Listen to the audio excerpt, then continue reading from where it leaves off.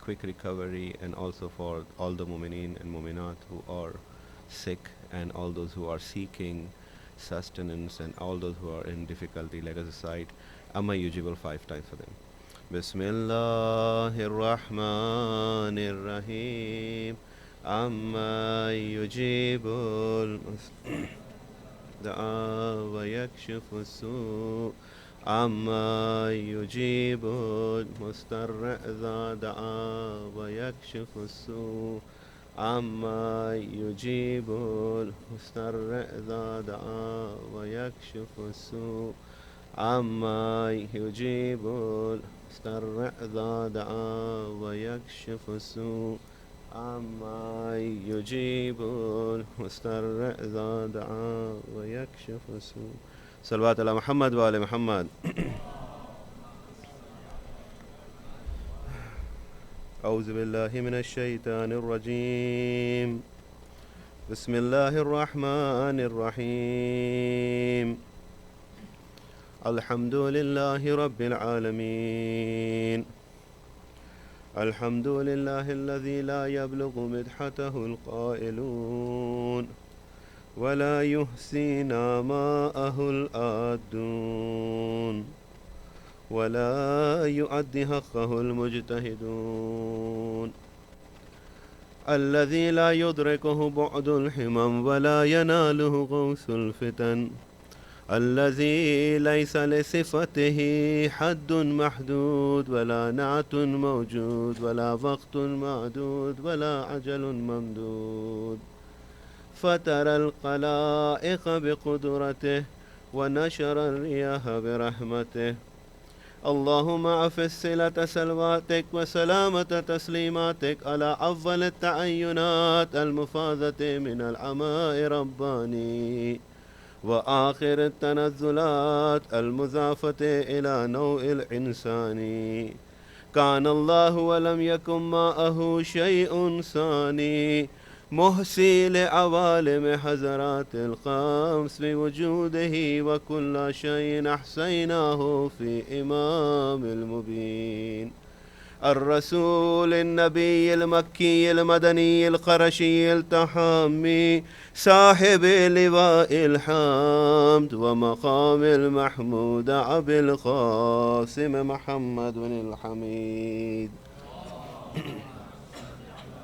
محمد وآل محمد. وعلى أخيه وابن عمه وسحره وخليفته من بعده وقائد الغر المحجلين، ياسوب الدين إمام المتقين أمير المؤمنين علي بن أبي طالب.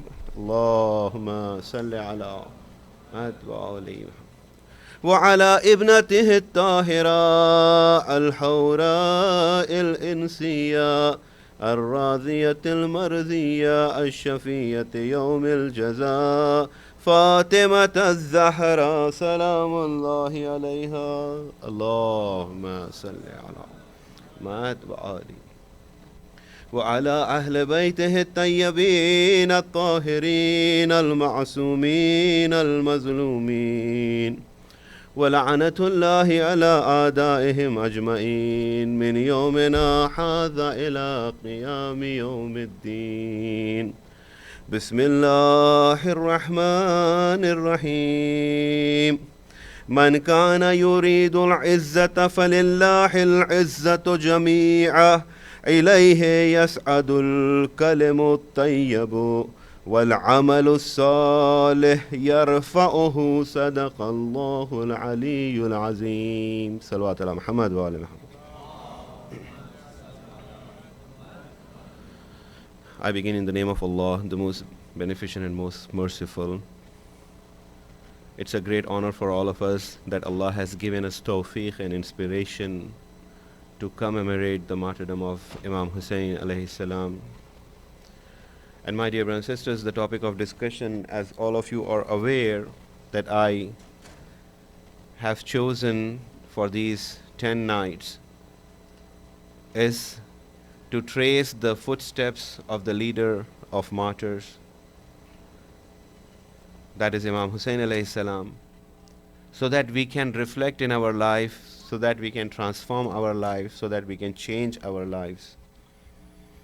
And we did this in the light of the verses of Surah Ibrahim, which starts by mentioning the example or a parable that Allah subhanahu wa ta'ala had used for kalima tayyaba. A good word is like a good tree, and then a bad word is like a bad tree.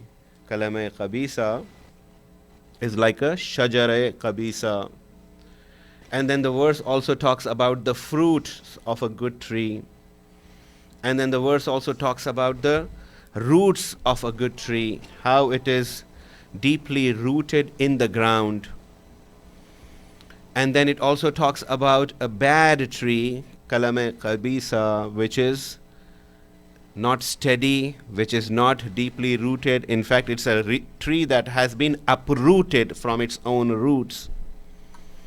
And how Tawheed itself is that kalama tayyaba's roots, or roots of a tree or Tawheed, and knowledge and amal of believers who are relying upon Tawheed are those branches that the verse of Holy Quran talks about. Asluha sabitun wa far'uha fis sama, whose roots are steadily grounded in the ground and whose branches are in the heavens and in the skies. Now there are many, many dimensions in which this verse has been commented upon by all great scholars of tafasir of the Holy Quran, commentary of the Holy Quran. And a good tree means Tawheed, a good tree means, the roots of the good tree means Tawheed. And our actions, the manifestation of Tawheed in the form of our good actions, are those branches.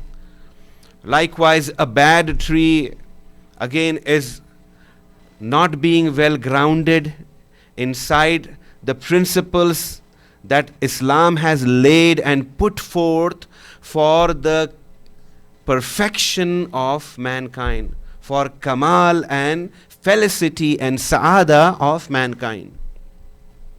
And then we moved forward talking about how Ahlul Bayt alayhi salatu wasalam are the parable of the good tree, and I have shared a lot of ahadith also in the light of how the Prophet of Allah is the roots of that good tree, and how Imam Ali alayhi salam is the trunk of that tree, and how all the other Imams are branches of that tree, and how the fruit of that tree is the knowledge of the Imams, and how the leaves of that tree is all of us who are the followers of Ahlul Bayt alayhi salatu wasalam. Salawat ala Muhammad wa ala Muhammad.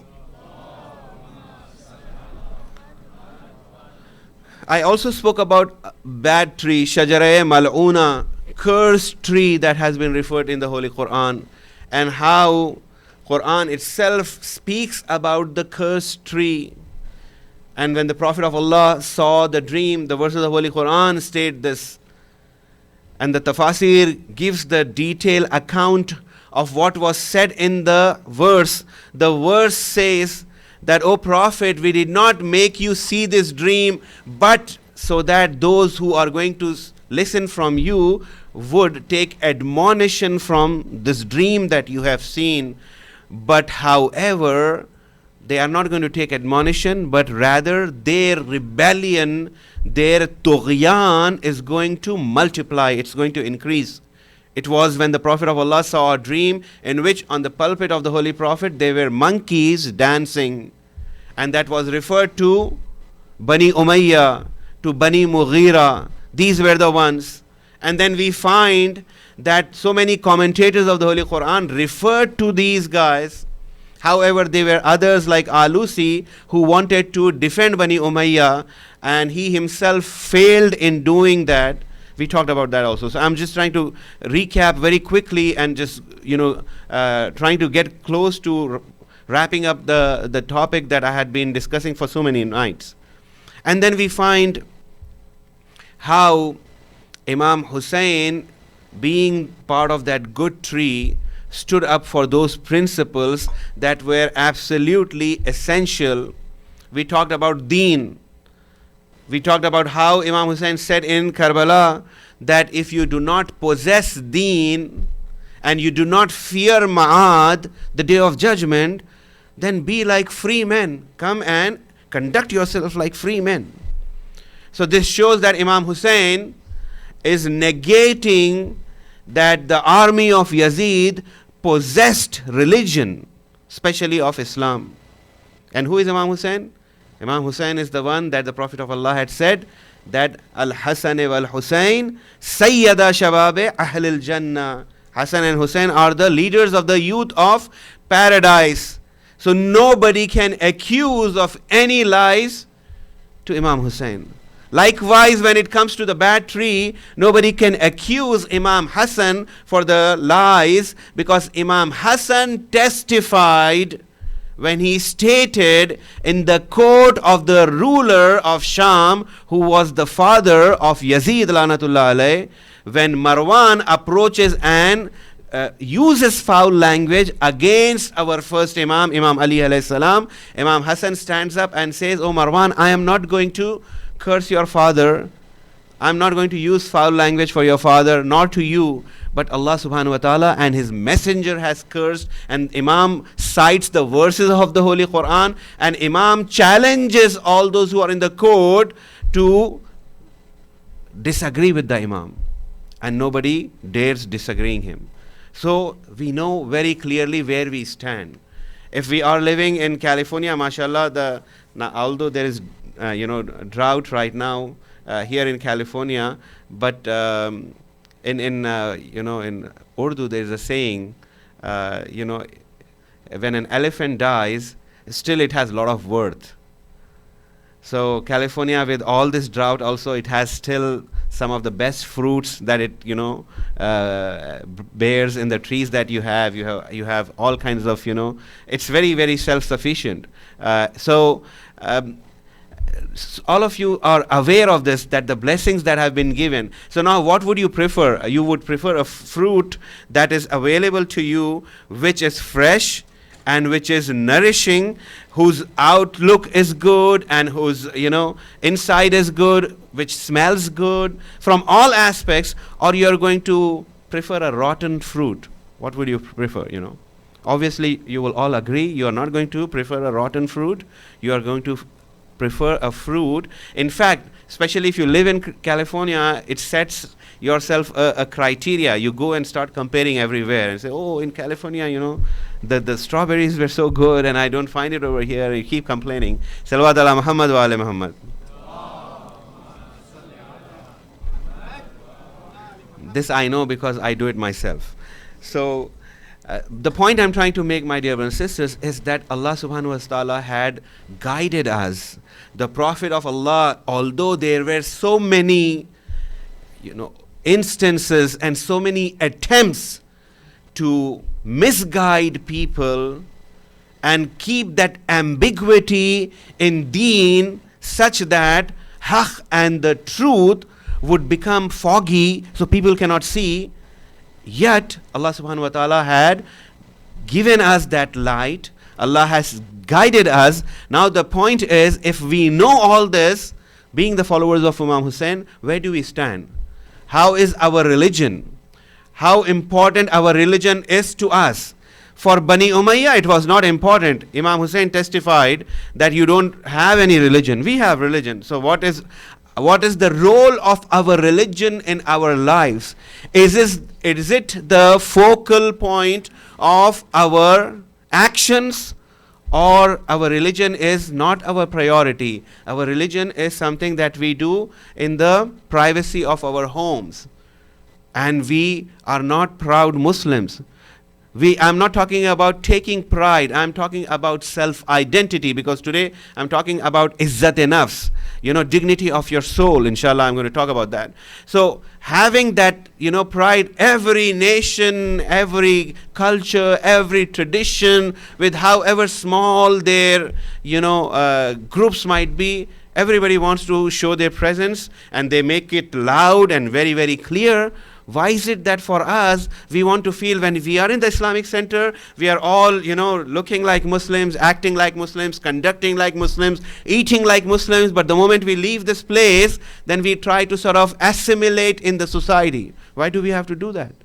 Allah has made us free. We are living in a free country. Especially this country has more freedom than many, many Islamic countries. And yet, if you do not take advantage of the opportunity that Allah has given you, obviously we are going to be accountable on the Day of Judgment. Salawat ala Muhammad wa ala Muhammad.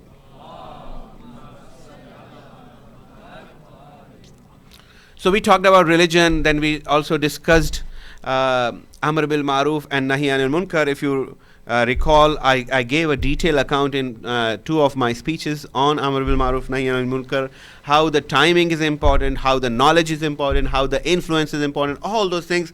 Moving forward now, today I would like to talk about dignity of our soul, izzat-e nafs, nobility of our soul, karamat-e nafs. Do we consider our soul to be dignified? Do we consider our soul to be honored? Because if you see, what we have in our soul is very, very dignified, very, very honored, very, very sacred.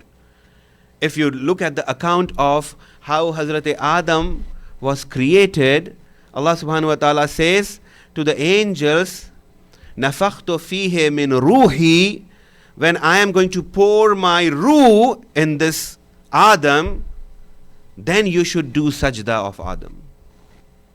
And we have been called Khalifatullah, meaning that Khalifa means, in Farsi they say Khayam Maqam. The place you leave, the other person who comes and sits on the same chair, that is what Khalifa means. Or vicegerent, that is Khalifa. So when Allah is declaring in heavens that I am sending my representative, inni ja'ilun fil arzi khalifa, I am installing, I am appointing a khalifa, my representative upon earth. Who's that khalifa? Human beings, insan. So aren't we honored and dignified? And what is it that is honored and dignified? Is it the color of our skin? If we are more, our skin is more lighter, then we are more dignified. And if our skin is more darker, then we are not dignified. Or is it the language that we speak that makes us more dignified? What is it that makes us more dignified? Nothing from our body can make us dignified. Everything that has to do with our soul is it that is going to make us dignified. Now, if you look at the verses of Holy Quran, Inna akramakum indallahi atqakum, the most noble amongst you are the ones, those who are the most God-worthy. God-worthiness, piety, fear of Allah subhanahu wa ta'ala, where does it reside? It resides in our soul, or does it reside in our body? Obviously, you will all agree that these attributes that human being possess, they all reside in our soul, not in our body. Our body is only a means of manifesting that. For example, your smartphone has a way to connect to the cloud.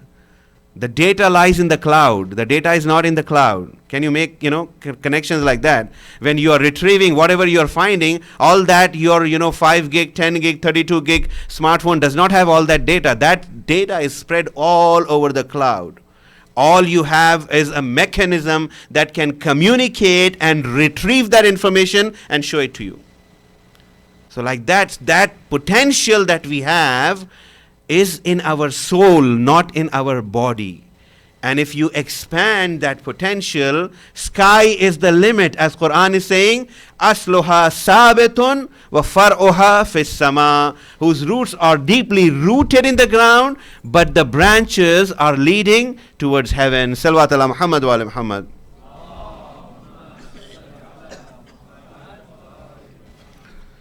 So now when we look at the statements of Imam Hussein, we find that izzat-e nafs, that karamat-e nafs, that dignity of the soul, that nobility of the soul, which is absolutely necessary for a believer. Let me share with you this conversation that Imam had with Hur ibn Yazid Riyahi. To Hur, Imam says, "Afabil maut tukhawwifuni hayhat tasha sahmuka." Are you trying to scare me with death? Your arrow has missed its target. And the Imam goes further and says, "Inna nafsi la akbaru min zalik." My nafs, my soul is much, much greater than that you are trying to scare me with death. So Imam Hussein is talking about dignity of the soul. Now if we look at other places also, al-maut awla min rukub al-ar. Imam is saying in Karbala, death is preferred over being driven to humiliation. So a life that is being driven toward humiliation, Imam says, I would rather prefer to die. Okay? And then hayhat min az-zilla. You have heard this slogan of Imam Hussein, that Imam Hussein is talking about humiliation is far away from us.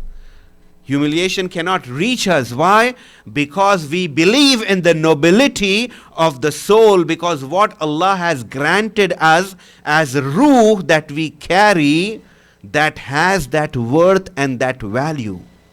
That's why all the angels had to bow down. Not because of our body, because of our soul. Salawat ala Muhammad wa ala Muhammad.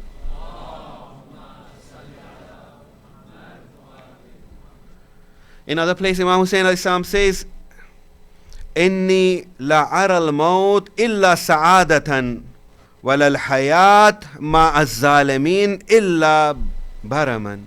I do not see death but felicity, and life with oppressors a source of humiliation. Imam does not want to live a moment where he has to be aligned with oppressors, because that life would be a life of humiliation. Do we prefer like that, or we say, no, that is not my problem.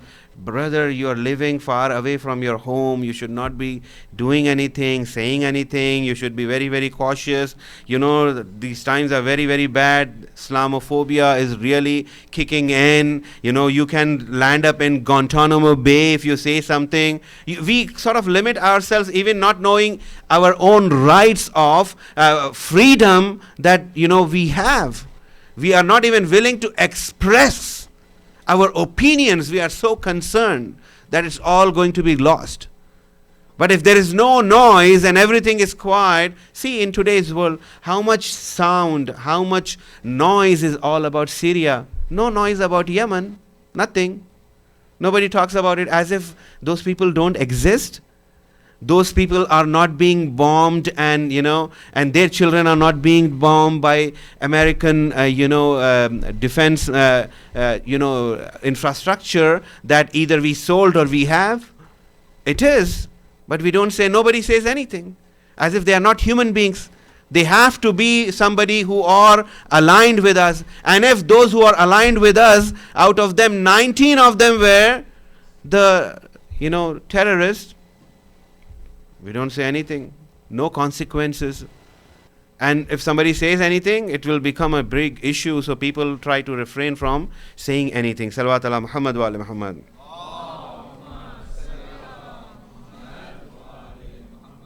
Imam Hussein says, "Maut fi izzin khayrun min hayatin fi zul." Honorable death is better than a life of humiliation.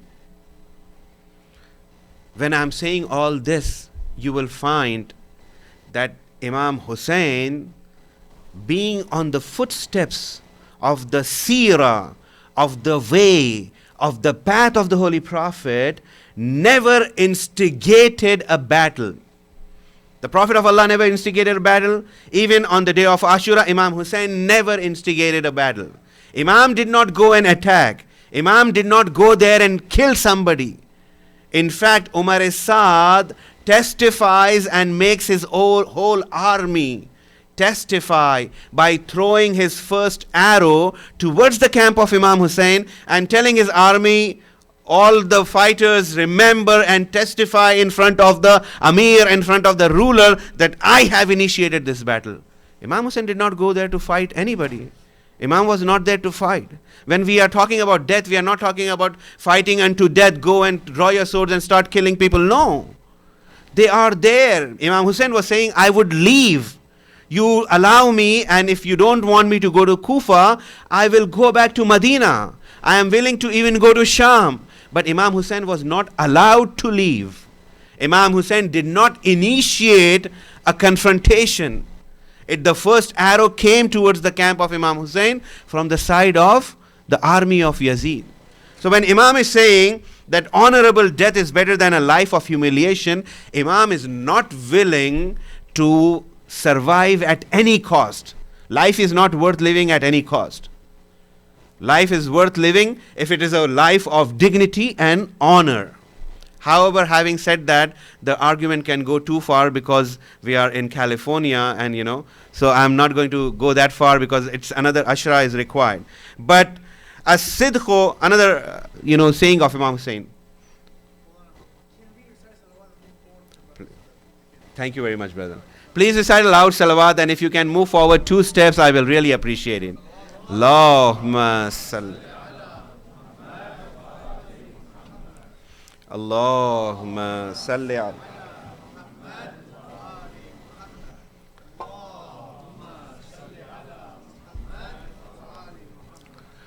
So we find in the seerah of Imam Hussein, there is no instigation, there is no oppression. When Imam Hussein is saying honorable death is better than a life of humiliation, Imam Hussein is saying, I would rather die as an oppressed person than to oppress other people.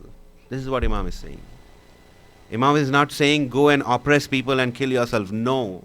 Imam is saying I would rather die as someone who has been oppressed.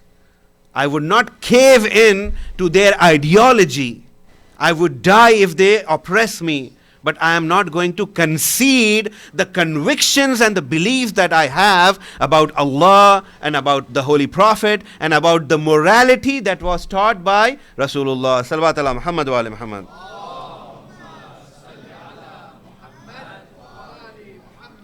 And you find this coming, you find this emanating, of course, from whom? From Amirul Mu'mineen. Because Amirul Mu'mineen in the battle of Siffin is talking about the same thing, on the same lines. فَالْمَوْتُ فِي حَيَاتِكُمْ مَقْحُورِينَ. Death is to live a life of humiliation. وَالْحَيَاةُ فِي مَوْتِكُمْ قَاهِرِينَ. You live while you are dead, fighting with dignity. This is what Imam Ali said to his companions in the battle of Siffin. And we find the same philosophy of life that Imam Hussein is teaching in all of his sayings. Now, the reason I am talking about izzat-e-nafs, karamat-e-nafs, nobility of nafs, my dear brothers and sisters, because we are disgracing our soul, and we go about doing things that our soul disagrees, it curses us. We come about and start justifying it with different ways and means. We do not hear the voice that is the voice of fitra that tells us that. And when you look at the sayings of Amirul Mu'mineen also, you will find that if you want to seek your needs, seek it with dignity.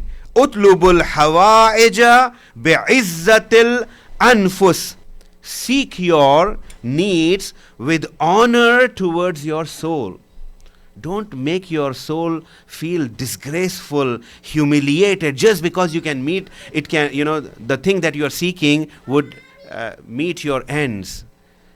Don't do that at all costs. If your soul is being humiliated over a long period of time, step by step, our soul dies. That's why you find that in the Holy Quran, Allah subhanahu wa ta'ala is saying, Ya ayyuhallazina amanu, istajibu lillah wa li rasule, إِذَا دَعَاكُمْ لَمَا يُحْيِيكُمْ. O believers, respond to the call of Allah and His Prophet, because when they call upon you, they are calling upon you so that they can bring you back your life. They would give you back your life. Because if the soul dies, we would be zombies walking dead. Because if our soul is dead, then there is no morality. Then there is no right and wrong. There is no good and bad. Whatever can satiate our desires, which can never be satiated, we are going to go off and do it. So we need to keep our soul alive. And then when we see, the words of our first Imam in Nahjul Balagha, the Imam says, Azra bi nafsihi manis tash'arat tama'a. Disgraced and abased his soul, who made greed his slogan, who made greed his mantra. If a person, all he think about is greed, then he will disgrace his soul. His soul would be gone, See, I find all this, a lot of celebrities dying with all drug overdoses. Why do they need all these drugs to just sort of make them delusional? Why can't they face the reality? Why can't they see themselves in the mirror and be proud of who they are? Because their soul is disgraced. When they come out, there are millions of people who are dying to see them, but they are dead in themselves. They cannot face and confront themselves. They are very, very saddened by everything that they have done to get everything that they have gotten. By doing so, they have disgraced their soul. And therefore, my dear brothers and sisters, Amirul Mu'mineen is reminding us that what should we do? We should not make greed, our ambition.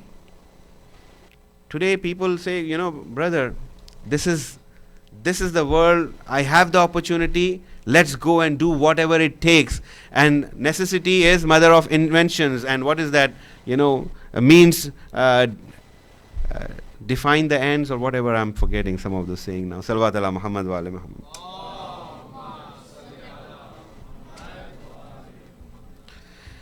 Now this is very important from Amirul Mu'minin. وَرَزَيَا بِالذُّلِّ مَنْ كَشَفَ عَنْ زُرِّهِ. Imam is saying that whoever reveals or exposes his hardships had agreed to be disgraced and humiliated. People think, they want to tell their hardships to everybody.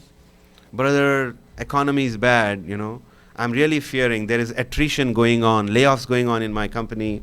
I really don't know how things are going to be, how I'm going to make this payment of my house. I recently bought a new car and this and that. There's always, Allah has provided you with so many means. All you can think of is complain. And then even if you have valid concerns and valid difficulties that you're going through, by complaining and by telling other people, all you will set yourself up is disgrace and humiliation. Your dignity of your soul should demand that you are having that honor and you say, I am connected with my Creator and I have a wasila and I have the intercessors who guaranteed intercession to ensure that my dua reaches Allah subhanahu wa ta'ala. They will help me. What can these people help me? They are not going to do anything to me. All you are going to get is disgrace, Imam is saying. All you are setting yourself up for is disgrace. I still remember this brother long time ago when I was in one of those corporate American companies. This brother was telling me that his mother is here and he used to take care of her. And so I told him that she is retired. There are so many benefits you can get and this and that. Which is fine. I mean, you have paid taxes. You have the right to get all those benefits. I'm not undermining any of those. But this brother was, he said, brother, I am alive. I'm not going to let my mother go and, fill any forms. I'm going to do it myself. I'm going to take care of her as long as I am alive, So that dignity of self is very, very important. Please don't think that you should not go and get the benefits. You have it as your right. You have paid enough taxes to go and get those benefits. I'm just saying that some people, although they could get those benefits, he said, I just cannot imagine that my mother had to fill a form and say, I have no money, and so give me the money. I am alive and I'm going to make sure I fulfill those needs that my mother has.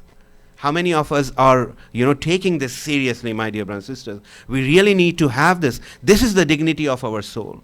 We cannot let our elders, be at the mercy of the system. We need to ensure that we are there for them, thick or thin.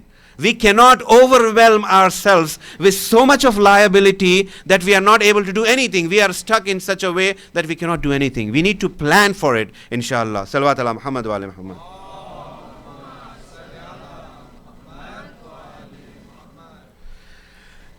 Now, a person came to our sixth Imam, Imam Sadiq alayhi salam, Allahumma salli ala Muhammad, and started talking about his difficulties, about his, loan, the debt that he has and his problems. So hearing that, Imam gave him some money. So this person says, oh Imam, my motive or my intention was not to actually ask money from you. I just wanted you to pray for me. This is all, we normally do this, right? All I want is your dua, Imam. That's why I'm telling you my problems. Imam replied, I am not saying that your objective was to get money from me. I'm not saying that. This is, I am giving you. However, listen to what I have to say. I have something to say. Please pay attention to it. And the Imam says, La takhbiru nas bi kulli ma anta fihe fatahawna alayhim. Do not inform people of all the hardships you are going through as it disgraces you. A person comes and tells the Imam his problems, and Imam is helping him. However, the Imam is giving him the message. There are some people, in their outward look, they will always say, brother, that is not my intention. But of course, that was his, their intention is, they know how to sort of, passively target and sort of get things out of people, and this has, unfortunately, especially in third world countries, this has become a huge problem.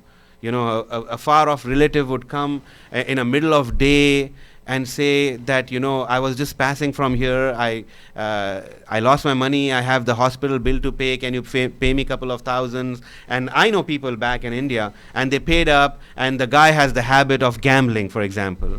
I know people here, people have the habit of playing lottery, and they would borrow money from people just like that, as if it's their money, and then go off and do things, and then if that person confronts him in the masjid, they get really, really upset. So this is all humiliating yourself. The Imam says, do not inform people of your hardships, even if you have hardships. It is going to disgrace you. It shows that you are a loser. You don't want to do that because of the dignity of the soul. Because Allah had made you strong. Allah says in the Holy Quran, La yukallifu Allahu nafsan illa wus'aha. Allah does not put burden on some soul that it cannot bear. So whatever you are going through, Allah has seen through it that you can bear. It is not something which is unbearable for you. If that was the case, then Allah is not just. We believe Allah is just. If Allah has given you a hardship, Allah knows that you can bear, and you should have that tawakkul in Allah, the reliance in Allah, and get connected to Allah and ask from Allah. Salawat ala Muhammad wa ala Muhammad.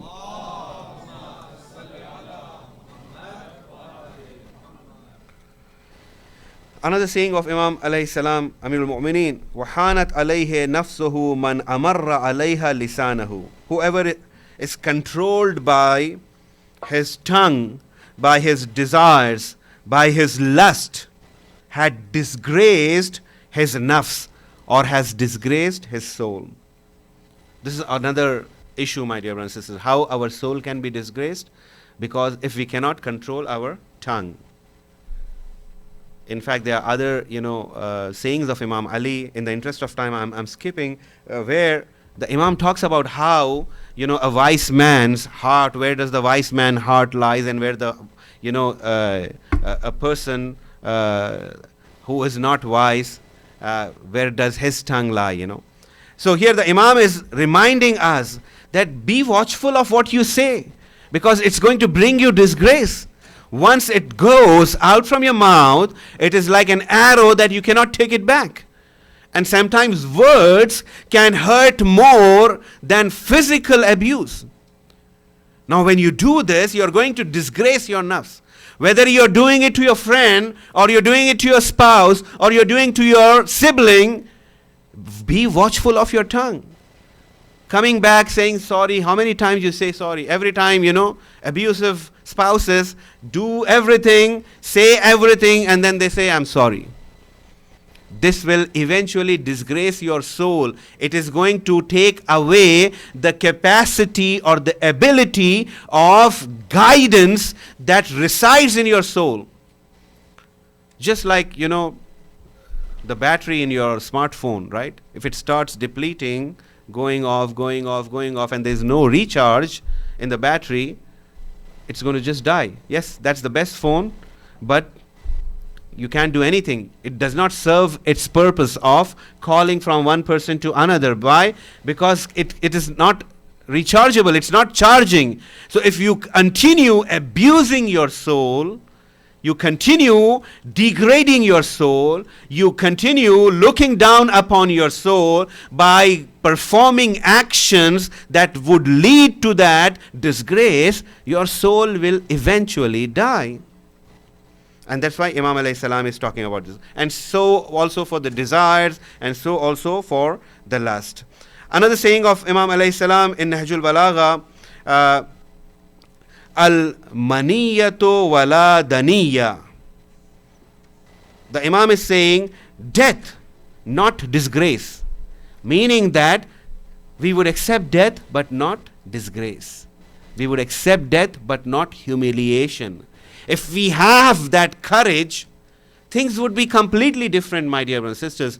In Kufa, when Ibn Ziyad arrived, he came with a handful of soldiers, and if I remember the number correctly, Tabari writes that when he got inside the palace and locked himself from inside, he had 32 soldiers guarding him, 32 people in the whole palace.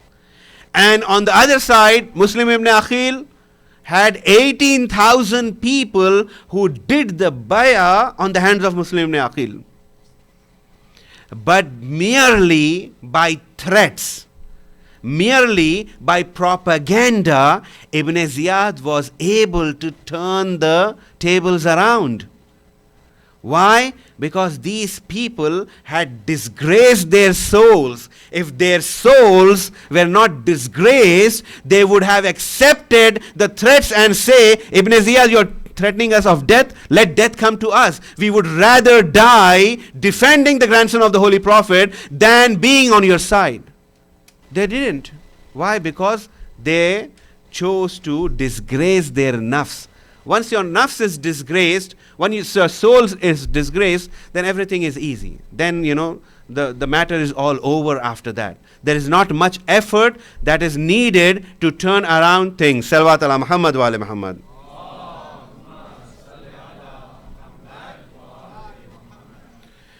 The Imam says, وَالتَّخَلُّلُ وَلَا تَوَسُّلُ.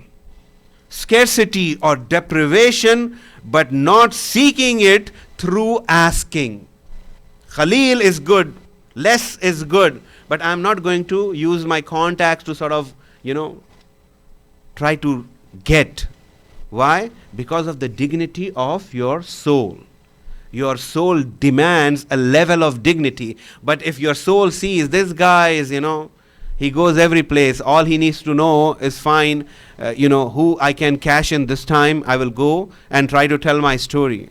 And, unfortunately, this happens even in the places of ziyarah.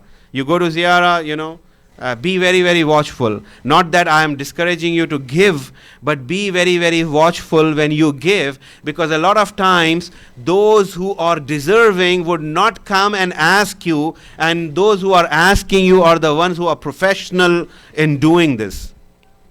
So, even the premises, the authorities in the haram of Aimma, they also appreciate sometimes if you point this guy comes every day and says, I lost my money and I don't have money to go to bus, very, very, very well dressed, have a watch, have a phone, everything, says, I lost everything and I don't have money to go and I'm from Isfahan, so can you give me some money? And that, we would study in Hausa and we would be doing mubahasa, and next day I go and I see the same guy asking the same thing 2-3 times, then I make it my, duty to go and get that guy caught. Why? Because he's really depriving those who deserve to be helped. This a person can do when he makes his soul disgraceful. Salawat ala Muhammad wa ala Muhammad.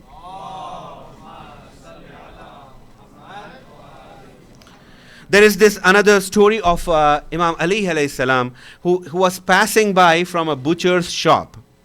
And while he was passing by from a butcher's shop, the butcher, knowing Imam Ali, offers and says, Ya Ali, today I have fresh meat. Very good, very tender meat. Would you like to get some from me? Would you like to buy? Imam Ali says that, I don't have money.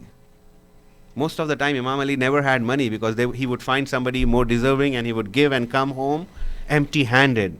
Even when he would make money, go to work, get the money, and on the way back, he would help somebody and come empty-handed. There are many, many instances like this in the history of Ahlul Bayt.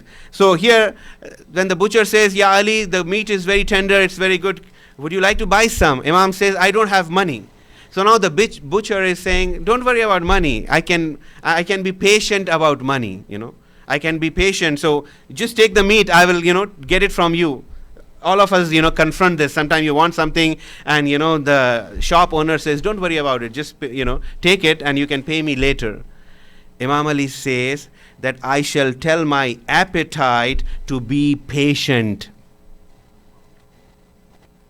Although I need this, but I am going to tell myself, my appetite, no, you be patient. He's not going to be patient. So, there are stories of, our ulama, some of them in the seminary, buying a comb, which is very plastic comb, how much would it cost, and going to haram, trying to get this comb, and if they don't have the money, the owner says, why don't you get it? And he says, what if I die tomorrow? No, don't worry about it. And the instance happens that the person dies next day. It does happen. It really happens. Regardless, there are many, many stories that we can relate to, my dear brothers and sisters, but we have to start small, okay?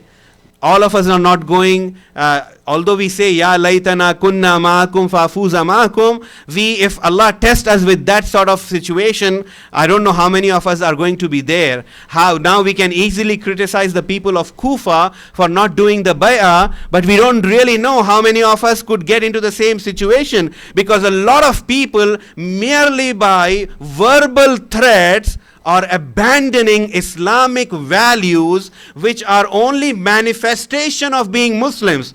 That is not truly all of Islam. It's only a little bit of manifestation. You look like a Muslim in your attire, and suddenly, because, there is this happening, brother, we cannot do this, we need to look like any other person here, and we are abandoning. So we don't even are going to that point where we are being threatened with death.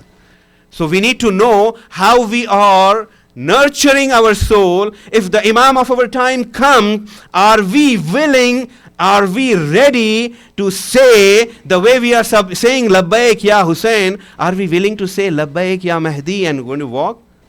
Because where do we say Allahumma salli ala Muhammad?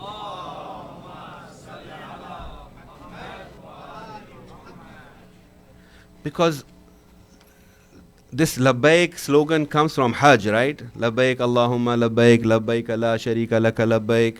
That we are responding to the call of Allah and we are going towards Allah. So now we say Labbaik Ya Hussein. So we are making a very, very big claim that we are responding to the call of Imam Hussein. And the call of Imam Hussein would be responded when we respond to the Imam of our time, but our souls have that dignity and that self-esteem and that honor that is needed to walk on the footsteps of the Imam, or we are going to be on the sidelines. Imam, is it possible, actually this is middle of the week. If you come on the weekend, SABA is also open, the parking lot is empty, we can have, a lot of people are going to come, so we can meet you then.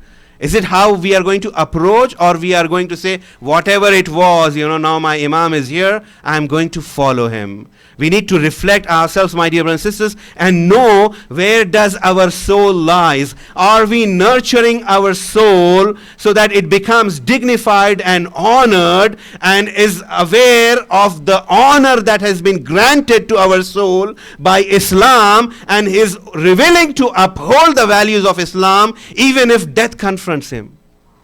Or we just want to, assimilate and, be part of the crowd, be in the flow and get along. Salawat ala Muhammad wa ala Muhammad.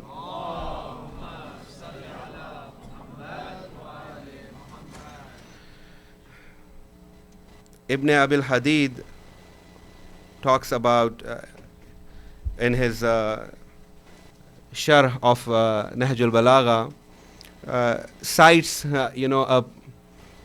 a scholar of different school of thought who sort of quotes this, saying that when I was in a boat and the people in the boat wanted to find a joker and an entertainer, some lowly person, so they can make fun of and entertain themselves, they came to me and identified me as that person. So when I was identified, I felt very, very good. This is a story of some Sufia, order. So I felt very, very good. So Shaheed Mutahari says, Islam, when we talk about dignity of the soul, we are not saying that you humiliate your own soul. We are not saying that. We honor our own soul. Islam does not say that you humiliate in front of others and think by you are being humiliated, somehow your soul is going to liven up. That is not the case. We should not be doing that. And one of the forms of humiliation, I'm skipping the hadith, is to lie. If a person has izzat-e-nafs, he would never lie.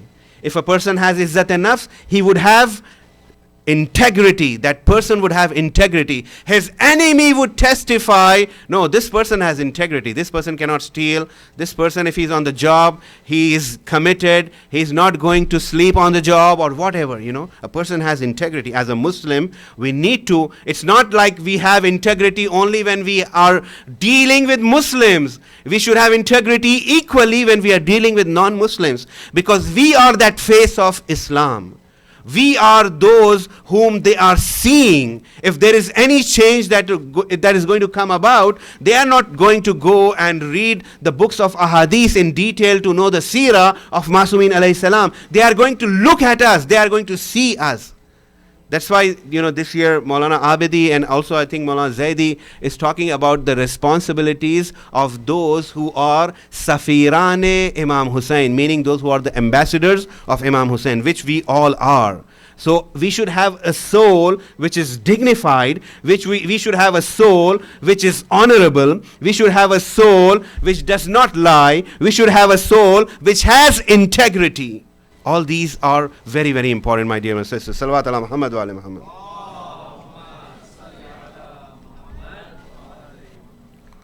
And along with the soul, my dear brothers and sisters, wafa, loyalty is also very, very important. If there is no loyalty, then no matter what you do, without loyalty, nothing counts. Because when the test comes, it would be the test of loyalty. Who are you loyal to? Are you loyal to your desires? Are you loyal to your needs? Or are you loyal to the covenant that you have given to Allah subhanahu wa ta'ala to be steadfast on the path of Sirat-e-Mustaqim, to support the cause of Islam, and to support and fulfill your own covenant that you have given to Allah. If that loyalty is not there, then a person would be shaken. However much integrity he might have, he will use that integrity only to further his own self, further his own image, further his own station in society. It would not make him spiritually rich. He would become one of the biggest deceiver, one of the biggest, actor who tries to say this and tries to say that. Especially if you look today in all this political, I don't even feel like talking about debate. I mean, it was, these are supposed to be going to be president of a nation like this. I am thinking, God save this nation. Salawat ala Muhammad wa ala Muhammad.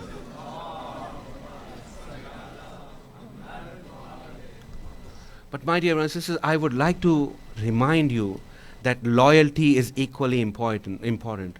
Loyalty to your family, loyalty to your loved ones, loyalty to your profession. And when we look for the inspiration of loyalty in Islam,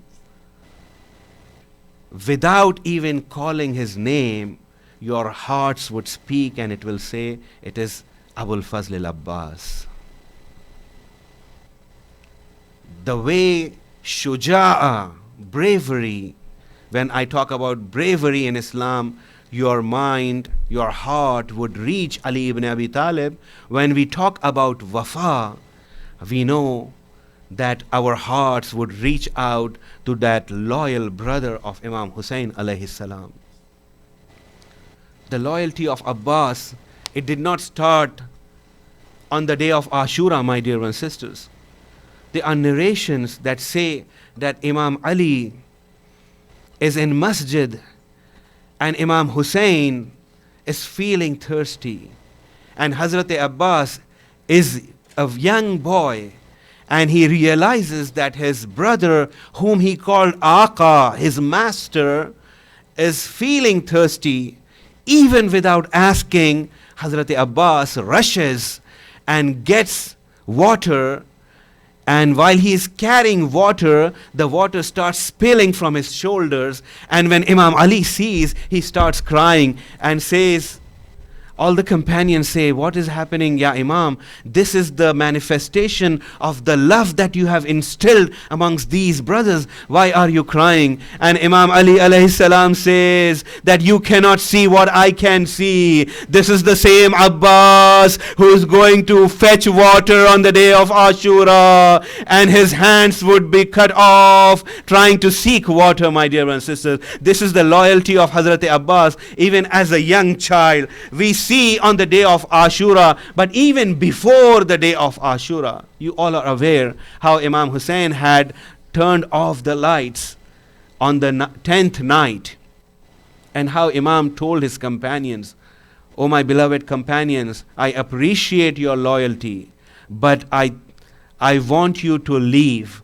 They are thirsty. Bani Umayyah is thirsty of my blood. They are not thirsty of your blood. You shall leave and I would die anyway."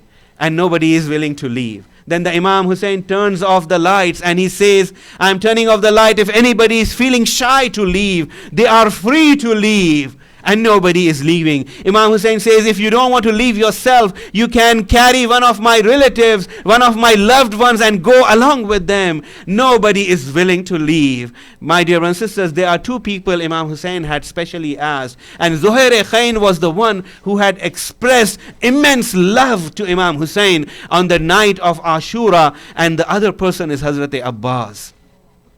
Hazrat Abbas says, "Oh my beloved brother, you want me to leave? Where would I go? What is a life worth when you are not alive?"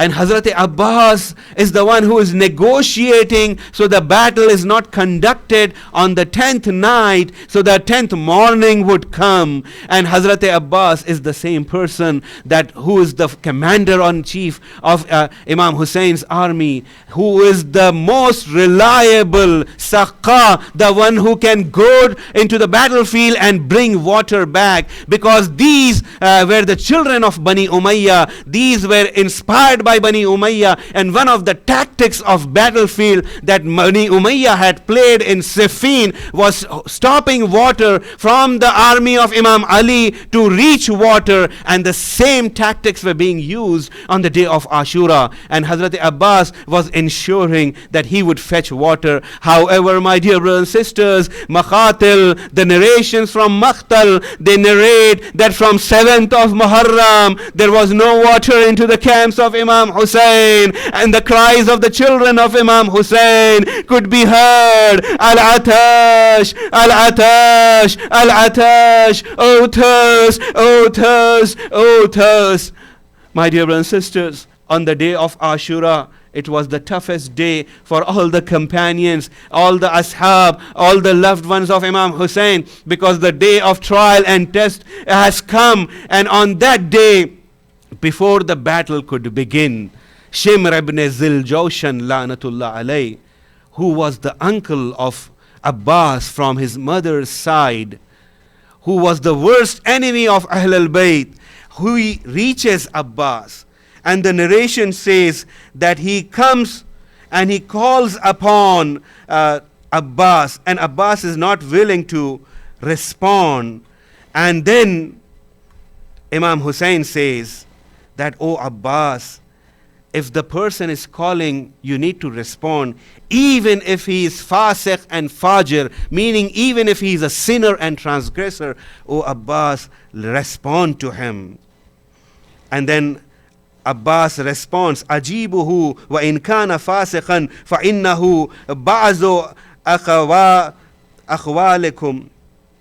O Abbas, he's from your mother's side, and respond to him.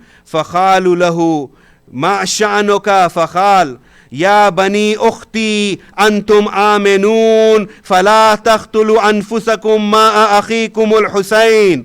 Shimr ibn Zuljawshan calls upon Abbas and says, "O children of my sister, you are in aman, you are in safety. Do not kill yourself for your brother Hussein. وَالْزَمُوا طَاعَةَ أَمِيرِ الْمُؤْمِنِينَ Yazid La'natullah alayh." And then Shimr says, all you have to do is comply with the order of Yazid La'natullah alayh, whom he is calling Amirul Mu'mineen. Shimr ibn Zuljawshan is calling Amirul Mu'mineen, and he says that if you just comply with him, you are in safety. And the Fanadahu al-Abbas, and Abbas responds to him. Abbas ibn Ali, Tabbat yadaka wa lu'ina ma ji'ta bihi min amanik ya adu wallah. Imam is saying, the way Surah Masad you have, Tabbat yada abi lahabin wa tab, the same words Imam is saying, may your hands be severed, you the enemy of Allah, may the curse of Allah. Why did you come, O adu Allah, O enemy of Allah? Why have you come? Ata'amuruna an نترك أخانا وسيدنا والحسين ibn Fatima. You are ordering us to abandon our brother, our master, our leader, Hussein ibn Fatima. وندخل في طاعة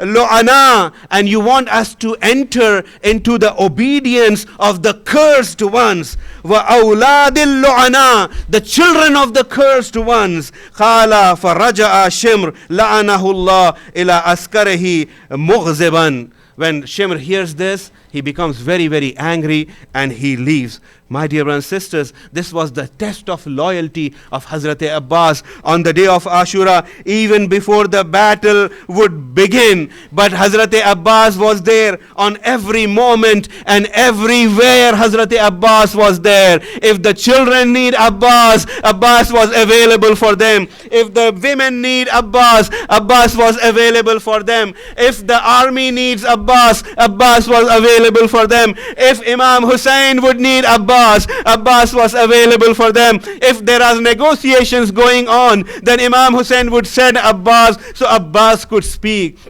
Abbas was Saqqa. Abbas was the one who would bring water. Abbas was Alamdar. Abbas was the one who is holding the alam of Islam. Abbas was the commander. Abbas was the hope of Ahl Haram. Abbas was that hope that when Abbas would leave, things would completely change. And Abbas, from the beginning of the day of Ashura, is asking Imam Hussein, "Oh my beloved brother, give me permission so I can sacrifice myself for the sake of Allah and for the sake of you." And Imam Hussein would always say, "Oh Abbas, you are the commander, you are the holder of the Islamic flag that we are carrying, you are the upholder of the Islamic symbols that we are carrying, you are the commander of the army." And Abbas would put his head down and go. And at the point that came that all the companions of Imam Hussein were martyred, and all the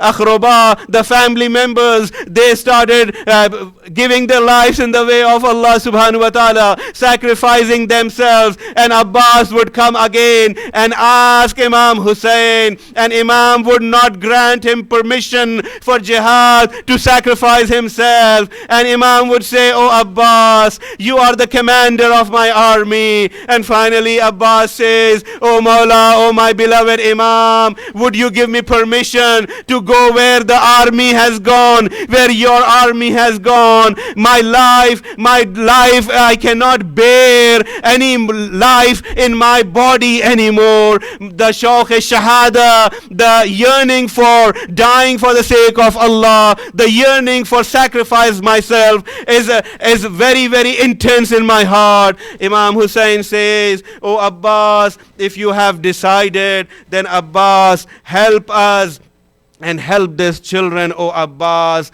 If you want to go towards the battlefield, O Abbas, then go, but quench the thirst of children, because children are calling upon Al-Atash, Al-Atash." And Imam could not help them anymore. And Sakina, the daughter of Imam Hussein, approaches Abbas, and she becomes very, very happy and bring about the mashk, the carrier of water that used to be carried, and gives it to Hazrat Abbas. And Hazrat Abbas takes this leather bag into the battlefield, and Hazrat Abbas is about to leave, and on the flag of the Abbas it was written Nasrun min Allah fathun qareeb, which is the slogan of victory from the verses of Holy Quran. And Imam Hussein writes, "Inna lillah wa inna ilayhi raji'un." Hazrat Abbas leaves towards the Makhtal,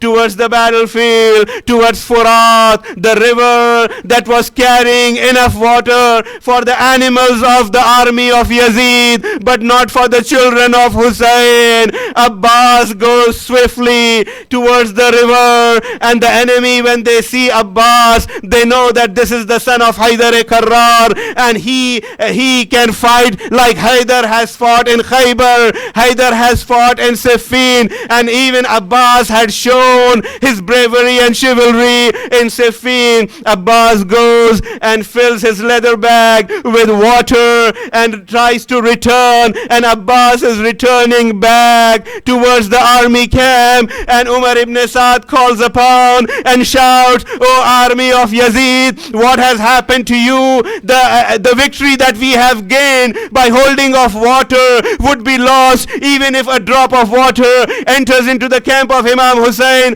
Let it ensure that he does not take water.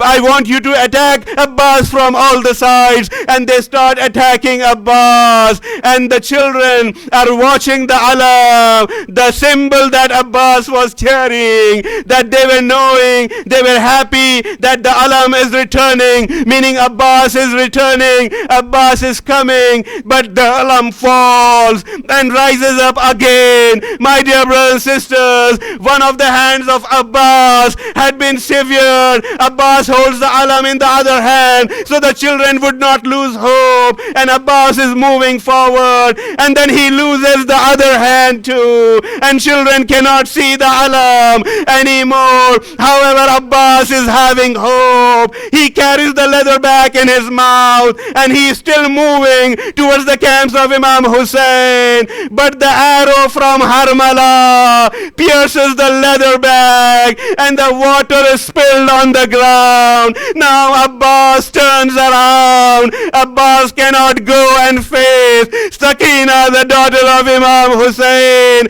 When the enemy realizes Abbas is not having both of his hands, they come, they attack with all the intensity and the means they had, until Abbas comes to the ground. Abbas calls upon Hussein, Assalamu alayka ya Aba Abdullah.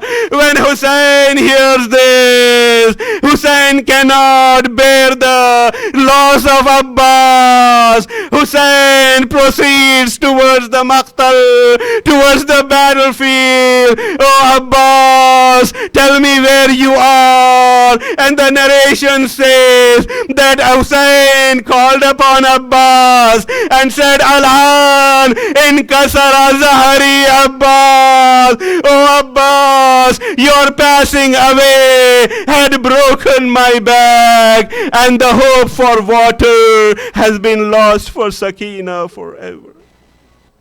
سيعلم الذين ظلموا أي منقلب ينقلبون إنا لله وإنا إليه راجعون.